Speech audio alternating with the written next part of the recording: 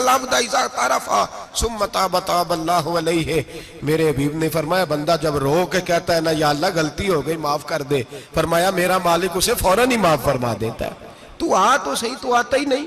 سنیں بڑی پیاری حدیث، بڑی خوبصورت حدیث، کنز المال میں دیگر کتب احادیث میں ہے. حضرت ابو ہریرہ رضی اللہ تعالیٰ عنہ فرماتے ایک بابا جی نبی پاک کی بارگاہ میں آئے، اور جب وہ واپس جانے لگے تو میں نے عمر پوچھی تو عمر تھی 96 سال. کہتے ہیں بزرگ جب آئے نا تو یہ بھویں جو ہے نا ان کی سفید ہو کے تو یوں آنکھوں پہ آ گئی. بڑی چھڑی بابا جی نے پکڑی ہوئی اور دونوں ہاتھ پکڑ کے نا چھڑی کے اوپر جھکے ہوئے ہیں ایک جانب. قربان جاؤں، کہتے ہیں جب وہ بزرگ مسجد میں داخل ہوئے تو میرے رسول نے کھڑے ہو کے استقبال فرمایا، کھڑے ہو. اور نبی کریم صلی اللہ علیہ وسلم نے آگے بڑھ کے بابا جی کو بازو سے پکڑا اور بٹھایا.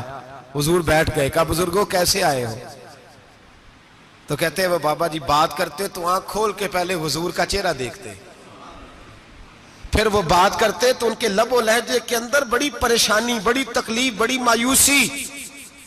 عرض کرنے لگے یا رسول اللہ، حضور زندگی ساری گناہوں میں بیت گئی ہے، حضور غلطیاں ہی غلطیاں، یاد ماضی عذاب ہے، یا رب چھین لے مجھ سے حافظہ میرا.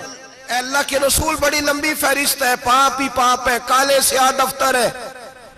یا رسول اللہ صلی اللہ علیہ وسلم جب پلٹ کے دیکھتا ہوں حضور مجھے نیکی دکھائی نہیں دیتی. حضور اس عمر میں آپ کا ایک صحابی ملا ہے، اس نے بات سمجھائی ہے تو تھوڑا خیال آیا ہے، لیکن یا رسول اللہ صلی اللہ علیہ وسلم اب میرا وجود بیکار ہو گیا ہے، حضور بوڑھا ہو گیا ہوں. 3 باتیں کہیں بزرگوں نے اور نرالی کہیں.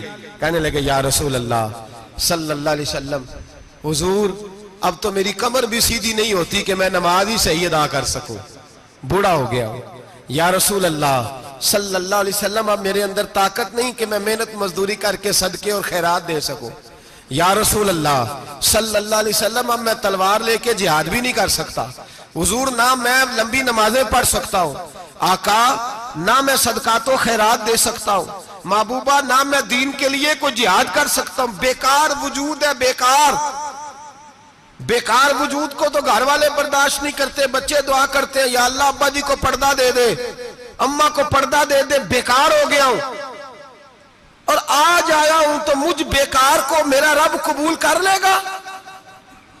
آج کلمہ پڑھوں تو بیکار ہوں، کسی کام کا نہیں، نہ نماز نہ صدقات نہ جہاد، قبول کر لے گا؟ حضرت ابو ہریرہ فرماتے ہیں جیسے برسات میں بارش کی جھڑی لگتی ہے، یوں مصطفیٰ کی آنکھوں سے جھڑی لگ گئی. حضور کھل کے روئے، کھل کے. اور میرے حبیب پاک نے فرمایا بزرگوں بڑے مجاہد ہیں، دین کے لیے جہاد کرنے والے بڑے ہیں، رب کریم کو آپ کی تلوار کی اتنی حاجت نہیں. اور فرمایا اس کے خزانے کوئی خالی تو نہیں کہ آپ ہی گویا صدقہ دیں گے تو بھرے جائیں گے. اور فرمایا پھر رب کریم کی شان میں اضافہ نہیں کرتی عبادتیں، وہ تو بندے کو نفع دیتی ہیں. میں بزرگوں نہ آپ جہاد کریں، نہ آپ صدقات دیں، لا لمبی نمازیں پڑھیں، آپ صدق دل سے آ جائیں. اللہ کے رسول کا وعدہ ہے رب آپ کو بغیر حساب کتاب جنت عطا فرما دے گا. آنا تو شرط ہے کہ نہیں؟ آئیں تو صحیح، نہ پہنچے تو صحیح، آ جائیں. اس کو نہیں عادت صدقات و خیرات کی، جہاد کی، تبلیغ، آئے تو صحیح. نہ تو آ ہی نہیں رہا، تو گھر میں بیٹھا ہوا ہے، تو سویا ہوا ہے، تو دکانداری کر رہا ہے، تو پیسے گن رہا ہے، تو آیا ہی نہیں، آ تو صحیح.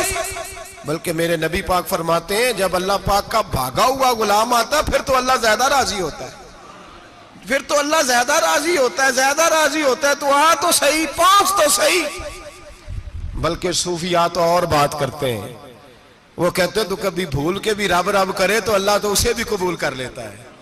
بھول کے. ملا رومی کہتے ہیں بنی اسرائیل کا بندہ ہے، صنم پتھر کو کہتے ہیں، بت کو کہتے ہیں، بت کے سامنے کھڑا ہے اور ساری رات کہتا ہے یا صنم یا صنم یا صنم، اے پتھر اے بت. ساری رات پکارتا رہا. رات گہری ہو گئی، نیند کا غلبہ، تھک گیا، سونے کے قریب آیا تو غلطی سے منہ سے نکل گیا یا صمد. یا صنم کی جگہ نکل گیا. رب کریم نے فرمایا جبریل دوڑ کے جا، جو مانگتا ہے اسے دے دے. حضرت جبریل عرض کرتے ہیں مولا بھول کے تیرا نام لے رہا ہے، بھول کے لے رہا ہے تو رب کریم نے فرمایا چل نام تو میرا ہی لے رہا ہے نا، میرا لے رہا ہے نا یا اللہ۔ وہ اللہ کریم نے فرمایا جھوٹے کے سامنے ساری رات کا کھڑا ہے، ساری رات کا پکار رہا ہے، اسے کچھ نہیں ملا تو سچے کا نام لیا ہے، اگر میں بھی کچھ نہ دوں اور بت میں اور مجھ میں فرق کیا رہ جائے گا؟ جا جو مانگتا ہے جھولی بھر کے دے، نام تو لیا ہے نا۔ او بھائی تو بہانا تو بنانا، وہ آ تو صحیح نا، تو یہاں آ جا، پہنچ جا، آ جا، بس بیٹھ جا، اس کی بارگاہ ناز میں حاضر تو ہونا، تجھے فرصت ہی نہیں۔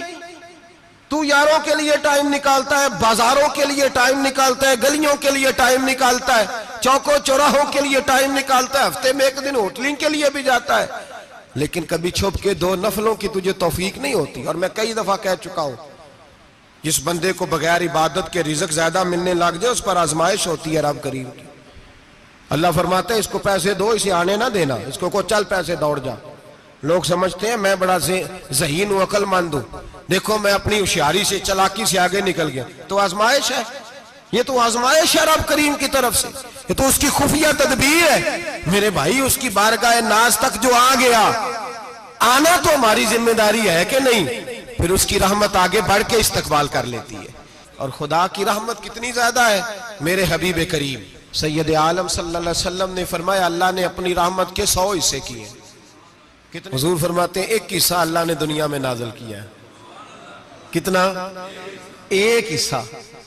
فرمایا یہ جو ماں بیٹے سے پیار کرتی ہے، باپ بیٹے کے لیے مزدوری کرتا ہے، جو بہن بھائی کے لیے روتی ہے، یہ جو بیوی شوہر کے لیے دعا مانگتی ہے، یہ جو بچے ماں باپ سے پیار کرتے ہیں، فرمایا یہ اس ایک رحمت کا نتیجہ ہے، ایک رحمت کا نتیجہ۔